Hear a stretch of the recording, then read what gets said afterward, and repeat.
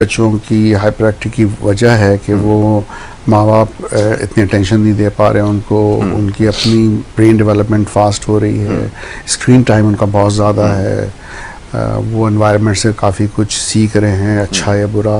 माँ बाप जब दोनों काम पे हैं और वो घर पे बैठे हुए टीवी पे बैठे हैं या मोबाइल पे बैठे हैं, that makes a big difference. फिर जो उनकी न्यूट्रिशन है उसमें अगर शुगर का इंटेक ज़्यादा है तो चांसेस होते हैं कि वो हाइपर एक्टिव होंगे। जितना शुगर इंटेक होगा वैसे वो पीक देता है बहुत ज़्यादा एनर्जी का और फिर वो नीचे की तरफ आता है। तो बेसिकली होता ये कि हाइपर एक्टिव बच्चे का होना और चीज़ें फेंकना और कंट्रोल में नहीं आना, साथ में बच्चा एग्रेसिव हो रहा है इसलिए कि आप उसको रोक रहे हैं, तो उसका रिएक्शन होगा कि वो प्रोटेस्ट करेगा कि नहीं भाई मुझे तो ये करने दो, मुझे तो चीज़ें एक्सप्लोर करनी है। ठीक है।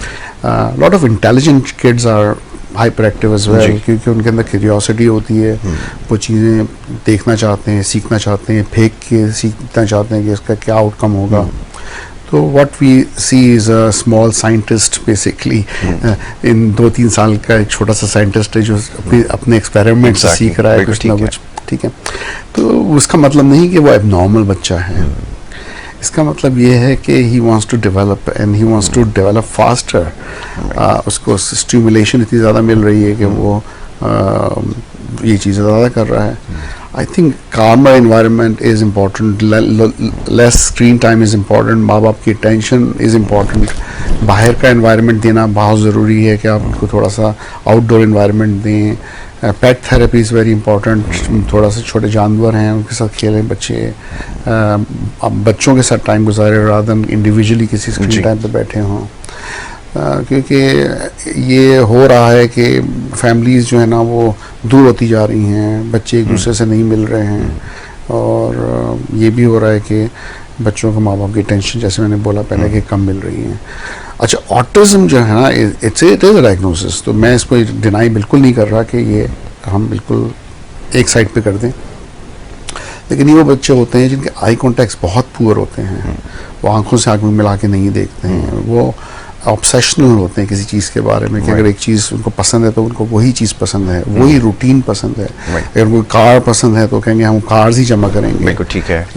तो वो ऑब्सेशनल होंगे। वो जो है ना, अगर कोई नया इंसान आ जाता है, किसी नए एनवायरनमेंट में चले आते हैं तो बहुत ज़्यादा एजिटेट हो जाते हैं, बहुत ज़्यादा गुस्सा करते हैं। तो बेसिकली उनका IQ लेवल नॉर्मल से लो होता है, अनलेस के they are Asperger's not autism. तो ये कि gradually over a period of time when they are growing, तो आई थिंक पेडिट्रिशियन को दिखाना बहुत इंपॉर्टेंट है। उसके बाद ज़रूरी है कि अच्छे चाइल्ड साइकोलॉजिस्ट को दिखाएं और चाइल्ड साइकाइट्रिस्ट को।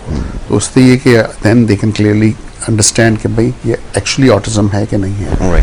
Not just jump to the conclusion कि भाई ये हमने पढ़ा था, गूगल किया था और हमें लग रहा है कि बच्चा ऑटिज्म का शिकार है। क्योंकि दूसरा एक और इशू जो मैं देख रहा हूँ और बच्चे लेके आते हैं पेरेंट्स, वो ADHD के हवाले से आते हैं कि attention deficit hyper activity disorder. उसमें भी ये होता है कि ट्रियाड है, उसमें hyper activity is one of the जो हॉल मार्क है उसका। एक दूसरा ये कि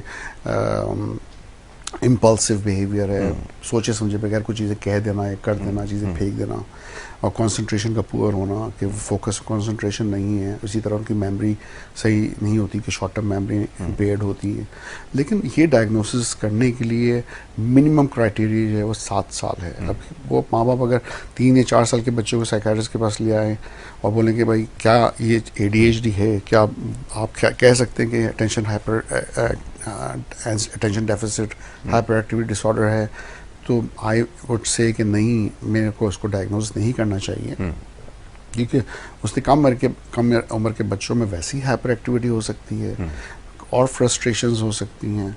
और दूसरा ये है कि जैसे हमने बाकी और फैक्टर्स पे डिस्कस किया, न्यूट्रिशन से लेके स्क्रीन टाइम से लेके parental involvement and so on, अगर वो सही ना हो, बच्चा अंदर अंदर फ्रस्ट्रेटेड हो, इवन माँ बाप के झगड़े, ये बच्चे जो ना बड़े सेंसिटिव होते हैं और हमें नहीं लगता कि वो सुन रहे हैं हमारी बात या नोटिस कर रहे हैं। They are very good observers. और यही नहीं, वो तो कहते हैं कि माँ के पेट में भी जब बच्चा होता है और अगर माँ बाप झगड़ रहे होते हैं तो फ्रॉम दैट पॉइंट वो माँ बाप की आवाज़ सुन भी सकता है और फील भी कर सकता है। तो ये कि इट्स वेरी इंपॉर्टेंट कि बच्चों के सामने झगड़े ना किए जाएं।